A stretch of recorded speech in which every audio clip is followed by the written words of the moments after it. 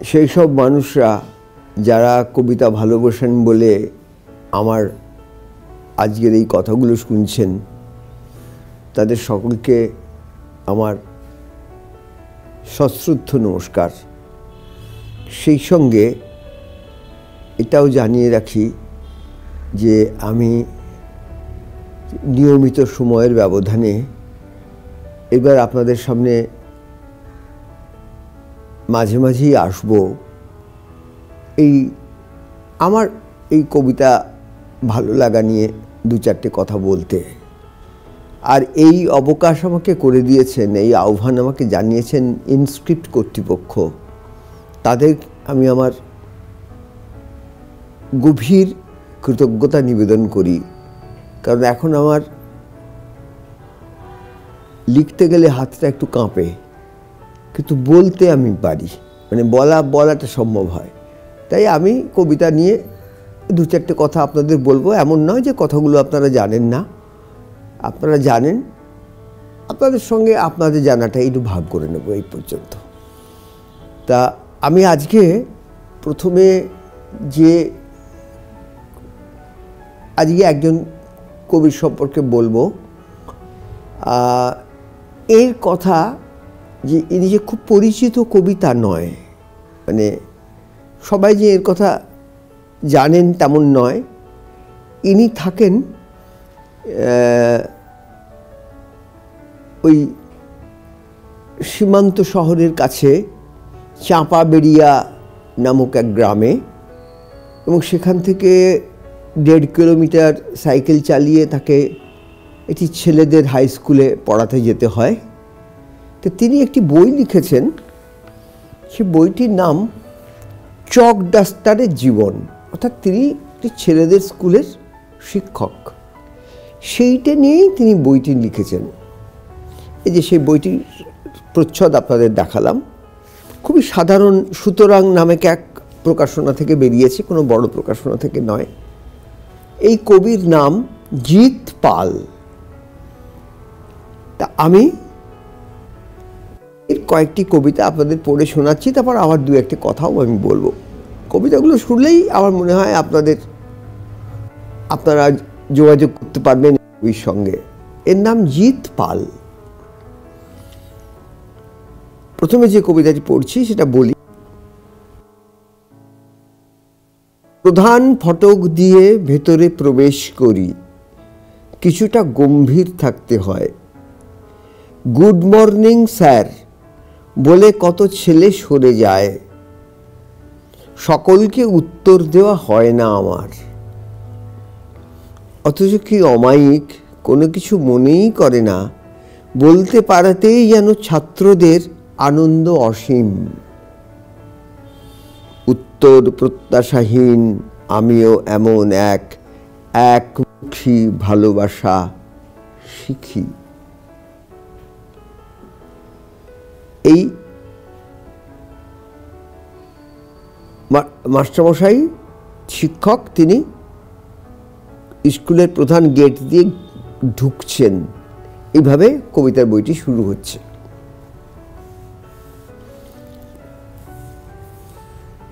পরের কবিতাটি হচ্ছে যেটি পড়ছি, যে এই কবিতাটিতে আপনারা দেখলেন যে সমস্ত ছাত্ররা মাস্টার শিক্ষককে দেখেই এগিয়ে এসে গুড মর্নিং স্যার বলে একটা অভিবাদন জানাচ্ছে, কিন্তু সকলকে, অত তো ছাত্র, সবাইকে উত্তর দেওয়া যাচ্ছে না।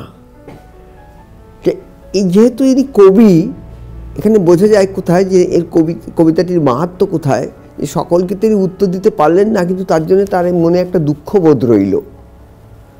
তারপর তিনি দেখলেন যে উত্তর দিতে পারল না বলে, উত্তর দেওয়া হলো না বলে ছাত্ররা কোনো অভিযোগ নেই তাদের মনের মধ্যে, তাদের মুখের মধ্যে একটা আনন্দের আলো খেলা করছে।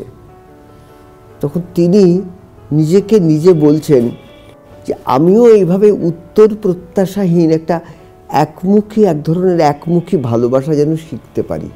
এই যে আমরা কবিতা লেখার চেষ্টা করি, আমরা তো আমাদের ভালোবাসাটা তো একমুখী নয়। আমরা সবসময় ভাবি যে আমরা কোথাও আরও কেউ এসে আমাদের ভালো বলে যাবে, আমাদের লেখাটাকে পছন্দ করবে।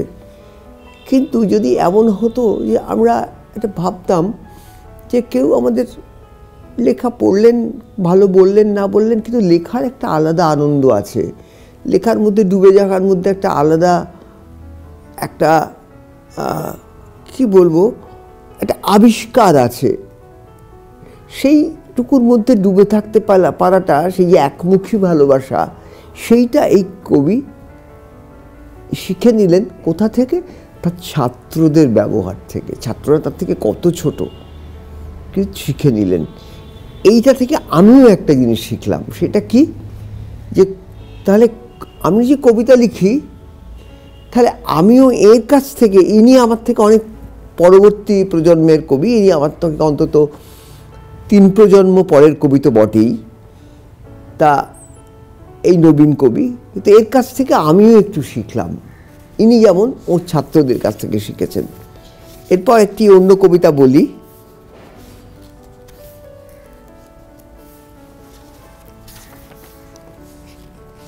এই কবিতাটি একটু অদ্ভুত ধরনের প্রেমের কবিতা, কিন্তু লেখা হচ্ছে এই স্কুলের এই যে বই আছে না, চক ডাস্টারের জীবন, তার মানে এখানে ব্ল্যাকবোর্ডও থাকে, তাই তো। খুব আলতো করে চক ধরি, যেন তোমার আঙুল ধরে আছি, সময়ের সঙ্গে সঙ্গে তোমার আঙুল গেছে ক্ষয়ে, হারিয়েছে লাবণ্য তোমার, দূরত্ব বেড়েছে বহু, জানি না কোথায় কোন ব্ল্যাকবোর্ডে আজ নিজেকে নিঃশেষ করে যাচ্ছ ধীরে ধীরে। হঠাৎ হাতের মধ্যে চক ভেঙে যায়, টুকরো দিয়ে মোটামুটি সব কাজ এখনো চালাই। এই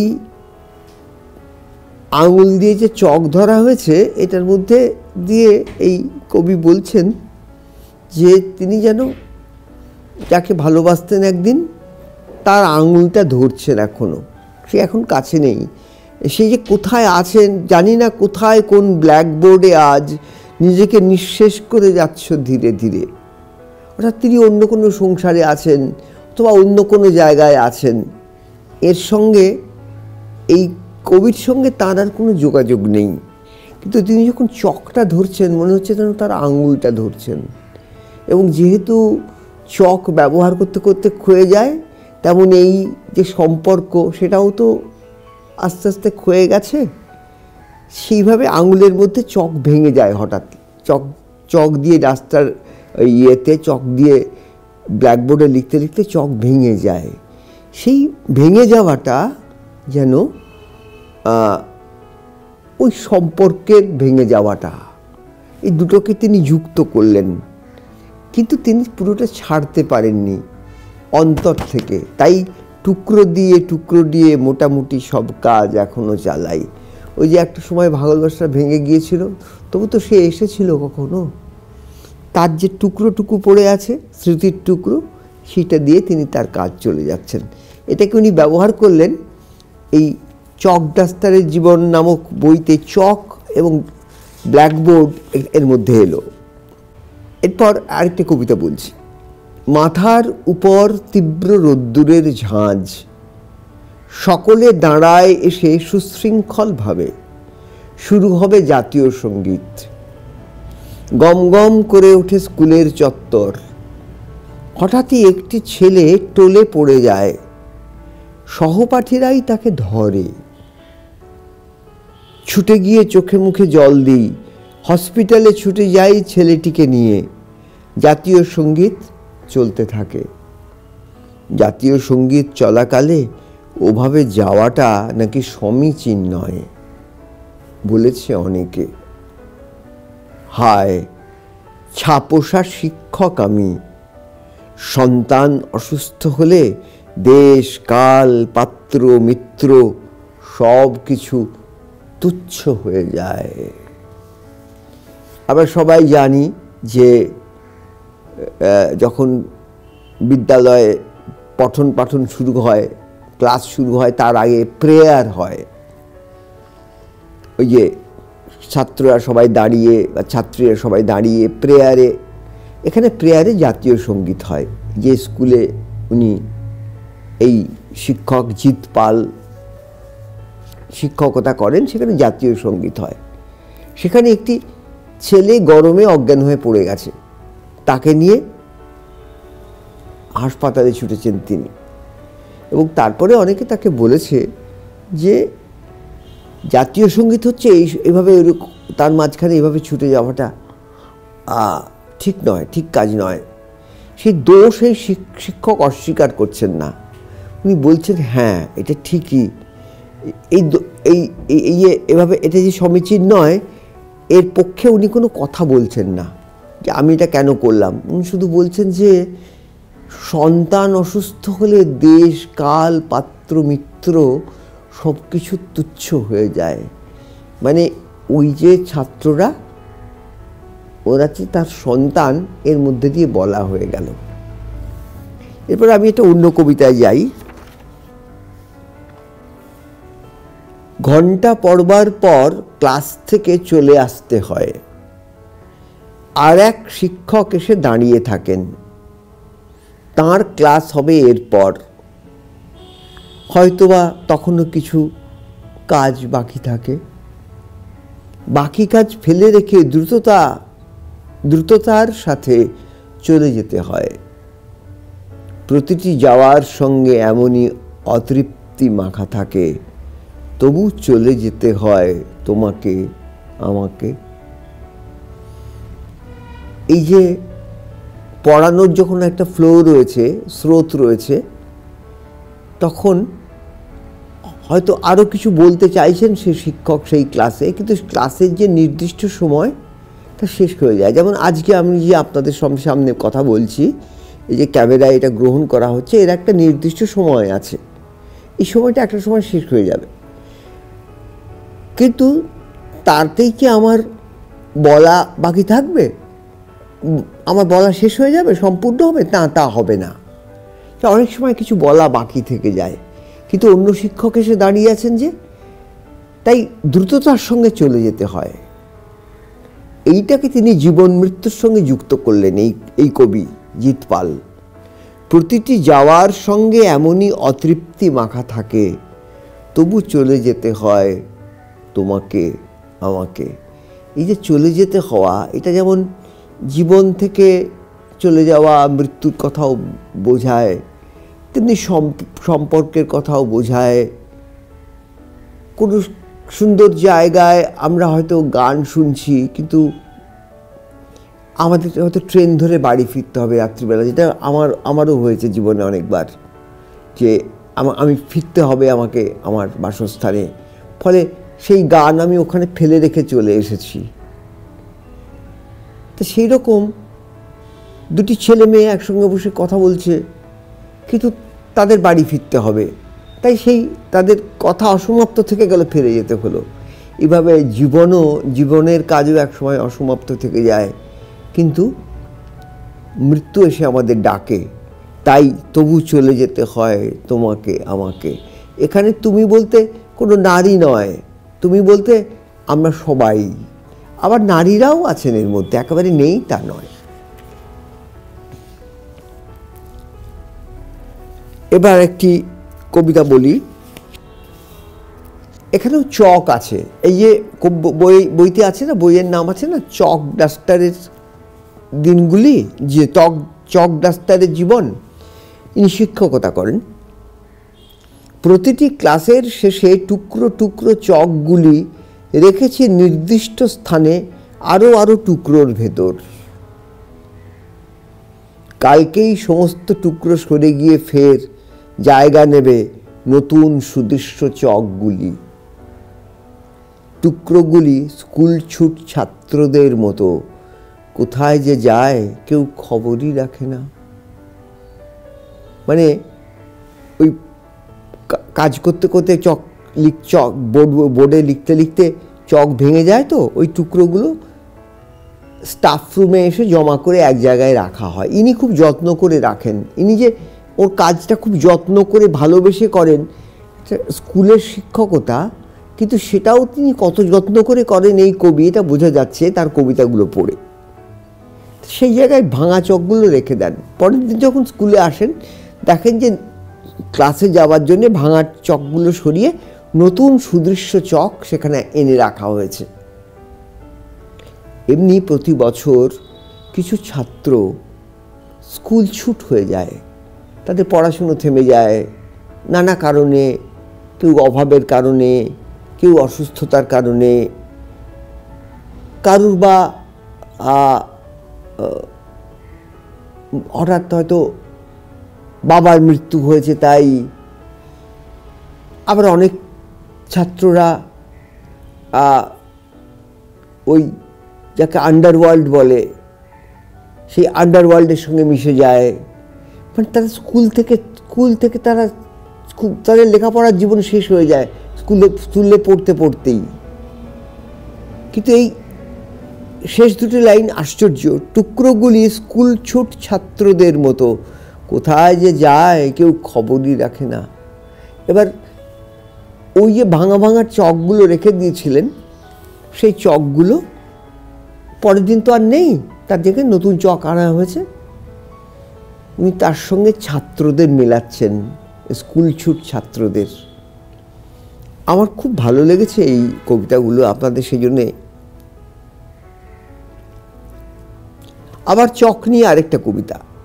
ক্লাস শেষ হলে খাতা ও ডাস্টার নিই বাম হাতে, ডান হাতে তুলে নিই নিরীহ চকের টুকরোগুলি। কেউ কেউ এক টুকরো চায়, কোনো দিন দু একজনকে দিয়ে আসি। অদ্ভুত আনন্দ এক চোখ মুখে ঝলমল করে।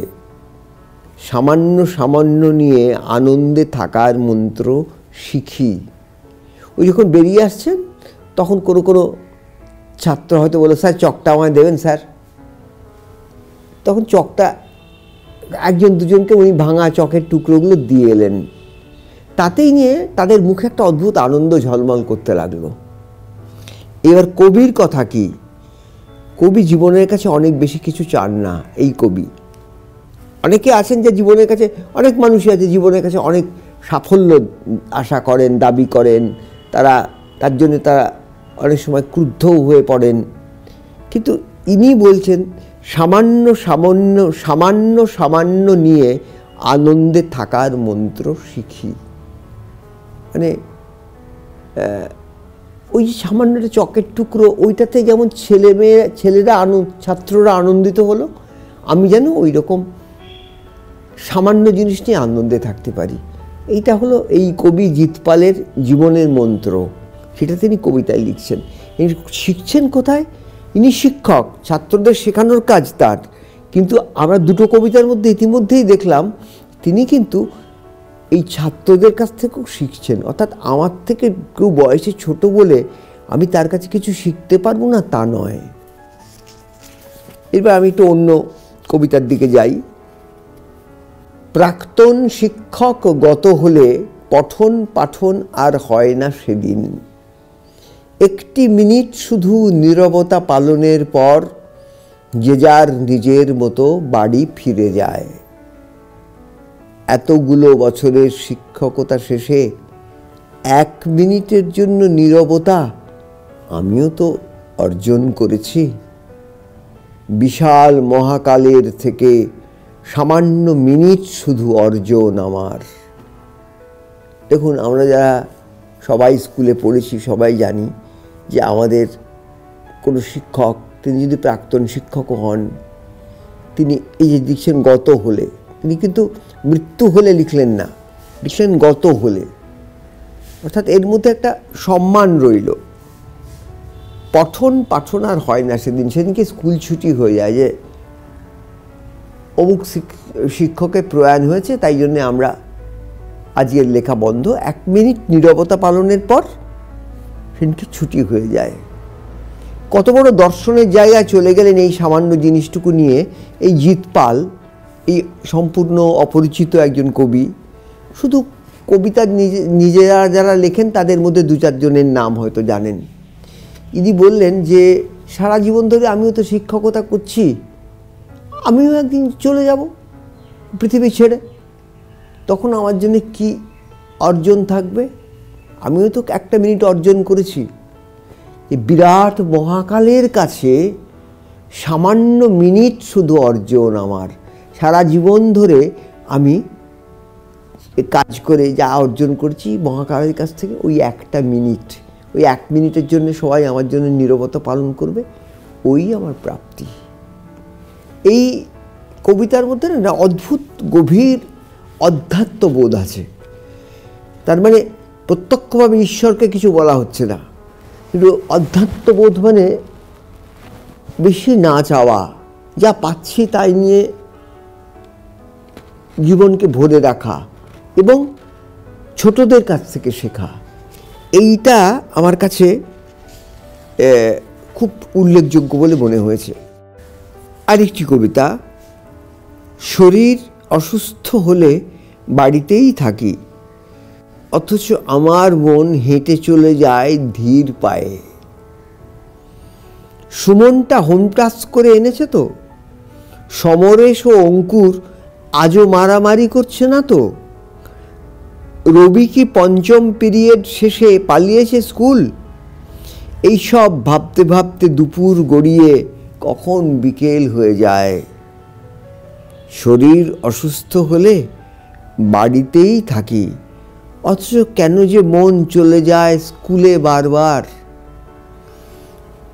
শরীর অসুস্থ তাই শিক্ষক স্কুলে বসে রয়েছেন, কিন্তু প্রত্যেকটা ছাত্রের কথা তার মনে পড়ছে। এই যারা যারা দুষ্টুমি করে, যারা স্কুল পালায়, যারা নিজেদের মধ্যে গোলমাল করে, এই যারা হোম টাস্ক করে আনে না, তাদের কথা ভাবতে থাকেন তিনি। আরেকটি কবিতা বলি, পুজোর অনেক আগে থেকে ছেলেদের ফিসফিস শুনতে পাওয়া যায়। কোন ক্লাব কত বড় প্যান্ডেল করছে, কাদের ঠাকুর আসছে কুমারটুলির, কাজের বাজেট কত, থিম কি কি, এ ওর কানের কাছে ঝুঁকে কথা বলে। আমি দেখি ক্লাসের ভেতরে দোল খায় কাশফুল শরৎ হাওয়ায়। ওই যে কথা বলছে ছাত্ররা, পুজো আসছে তাই নিয়ে তাদের ছাত্রদের ভেতরে একটা আনন্দ আছে। আর এই কবি দেখতে পাচ্ছেন, এই শিক্ষক তো কবি, তিনি দেখতে পাচ্ছেন যে ওই মা দুর্গা আসার আগে যে সমস্ত প্রকৃতি কাশফুলে ভরে যায়, সেই কাশফুল শরতের হাওয়ায় দোল খাচ্ছে ক্লাসের মধ্যে। এই হলো কবি দৃষ্টি।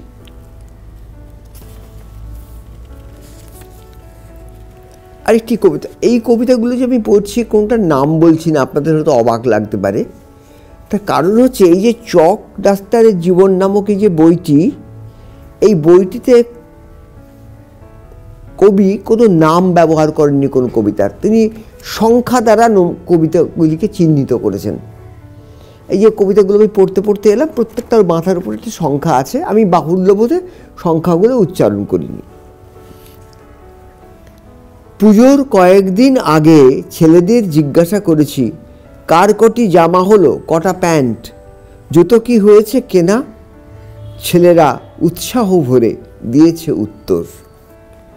একটি ছেলেকে চুপচাপ থাকতে দেখে কৌতূহল হয়, তাকেই জিজ্ঞাসা করি কি ব্যাপার, তোমার জামা কি কেনা হয়নি এখনো। ছেলেটি জানায় তারা পুজোয় কেনে না কিছু, দেখে না ঠাকুর। অটোয় ঠাকুর দেখে বাড়ি ফিরছিল 6 বছর আগে। যশোর রোডের এক লরির ধাক্কায় বিসর্জন হয়েছে দিদির। পুরো ক্লাসরুমে যেন বিসর্জন পরবর্তী সন্ধ্যা নেমে আসে। জীবনে কখনো আর কাউকেই জিজ্ঞাসা করিনি কি কিনেছো পুজোয় এবার।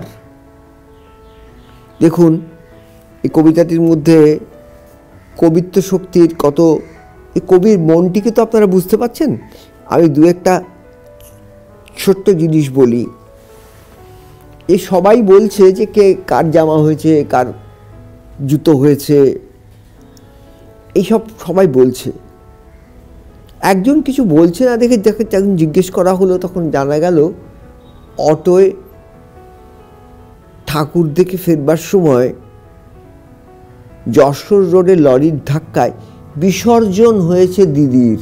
মানে দিদি কিন্তু দুর্গা প্রতিমা হয়ে গেলেন, দিদি কিন্তু মা দুর্গা হয়ে গেলেন। এখানে বিসর্জন হয়েছে দিদির।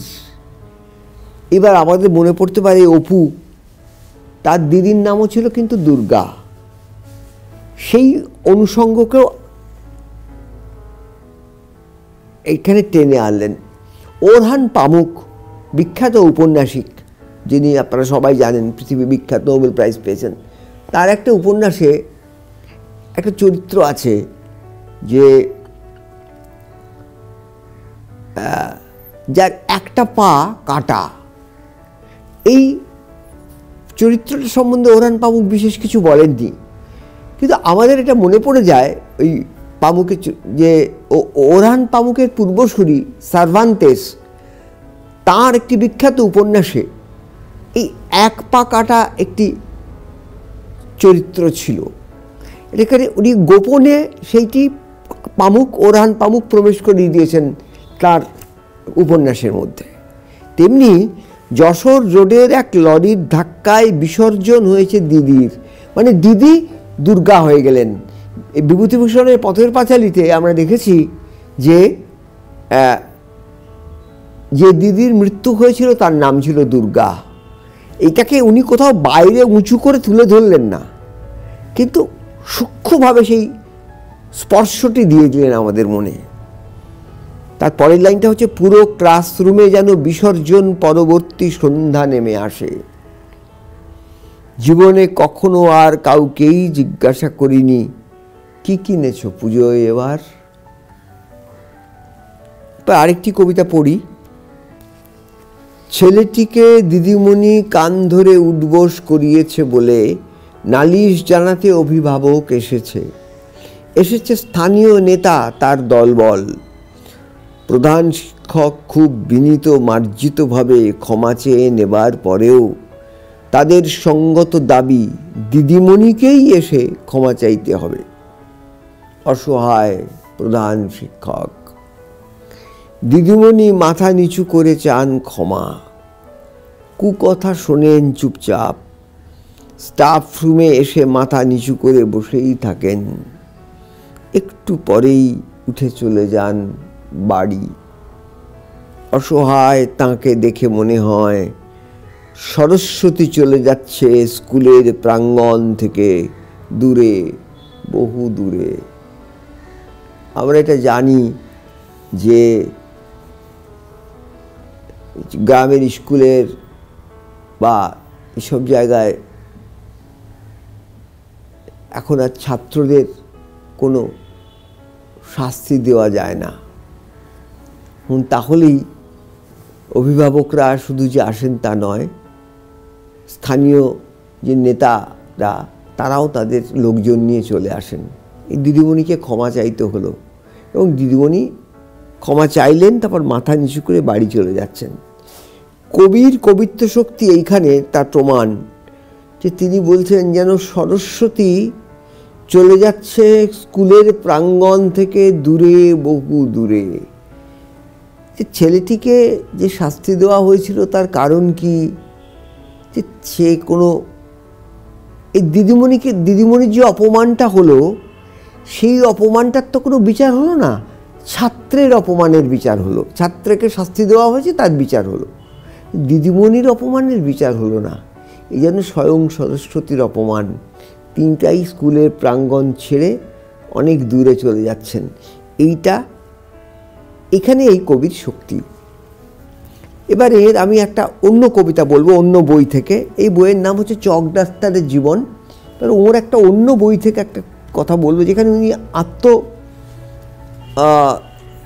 চিন্তার কথা বলেছেন। এখানেও কোনো কবিতার নাম নেই। বইয়ের নাম হচ্ছে কুমড়ো ফুলের আলো। এই যে কুমড়ো ফুল ফুটে থাকে গায়ে, এই তো চাঁপাবেড়িয়া বলে একটা গ্রামে থাকেন, কুমড়ো ফুল ফুটে থাকে না, তার কি একটা আলো আছে? এই বইয়ের মধ্যে সেইটা ধরা আছে, কুমড়ো ফুলের আলো। একটা কবিতাই আর পড়বো এর, এই জিতপালের। ছিপ ফেলে বসে আছি আমি আর আলেক মণ্ডল, তার ছিপে মাছ ওঠে অথচ আমার ছিপে কোনো মাছ ঠোক্কর মারে না।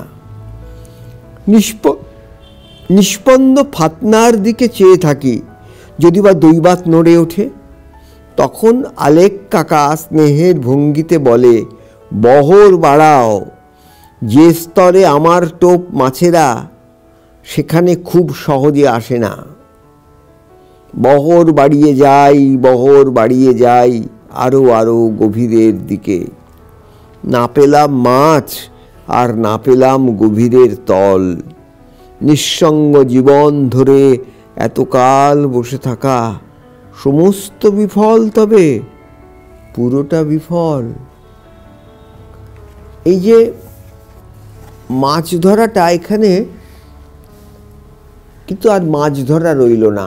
আমাদের মনে পড়তে পারে, সে করে মাছের চাষ, আছে তার নিজস্ব পুকুর। বুদ্ধদেব বসুর শেষ কবিতার বই 1971 সালে বেরিয়েছিল, স্বাগত বিদায়, তার প্রথম কবিতা। সে করে মাছের চাষ, আছে এক নিজস্ব পুকুর। এখানে কবিকে ওই মাছ ধরার যে, মাছ ধরতে তো খুব ধৈর্য লাগে, কবিতা লিখতেও সেই রকম ধৈর্য লাগে। তাকে সারা জীবন ধরে ধৈর্য ধরে পরীক্ষা দিয়ে যেতে হয়, আমার কি একটা কবিতা হলো। তো এইখানে যে বহর বাড়াও, মানে তুমি আরও গভীরে যাও, সেই গভীরও পেলেন না। এই কবি বলছেন যে আমি সেই গভীর পেলাম না, না পেলাম গভীরের তল। মাছও পেলাম না, পেলাম না গভীরের তল। আমার জীবন কি তবে সমস্তটা বিফল? এটা কিন্তু আমরা যদি রবীন্দ্রনাথের একটি কবিতা ভাবি, যে যেখানে রবীন্দ্রনাথ বলছেন একেবারে শেষ জীবনে, প্রথম দিনের সূর্য প্রশ্ন করেছিল সত্তার নতুন আবির্ভাবে, কে তুমি? মেলেনি উত্তর। বৎসর বৎসর চলে গেল। দিবসের শেষ সূর্য শেষ প্রশ্ন উচ্চারিল পশ্চিম দিগন্ত তীরে নিস্তব্ধ সন্ধ্যায়, কে তুমি? পেল না উত্তর। অর্থাৎ কবি তার কাজ করে যান, কিন্তু সত্যিই কি তিনি কবিতা লিখতে পারলেন? তার উত্তর রবীন্দ্রনাথের মতো মহাকবিও পাননি। আর আমাদের এই যে চাঁপাবেড়িয়া গ্রামের থাকা এই যে স্কুল শিক্ষক, তিনি যে একটা 1.5 কিলোমিটার সাইকেল চালিয়ে হাই স্কুলে পড়াতে আসেন, তিনিও সেই উত্তর পাননি। কিন্তু ছেড়ে দেননি কেউ, সবাই চেষ্টা চালিয়ে গেছেন। এই নবীন কবি, মানে ইনি খুব নবীন, হয়তো বয়স 40 পেরিয়ে গেছে, কিন্তু এর কোনো পরিচিতি হয়নি সেরকম কবি মহলে ছাড়া। কিন্তু এর কবিতাগুলি আজ আপনাদের কাছে পড়ে শোনালাম, যে আমি অন্য বাংলা সাহিত্যের প্রতিষ্ঠিত কবিদের কথাও ভবিষ্যতে বলবো। আজকে এর কবিতাগুলোই আপনাদের কাছে বললাম। নমস্কার।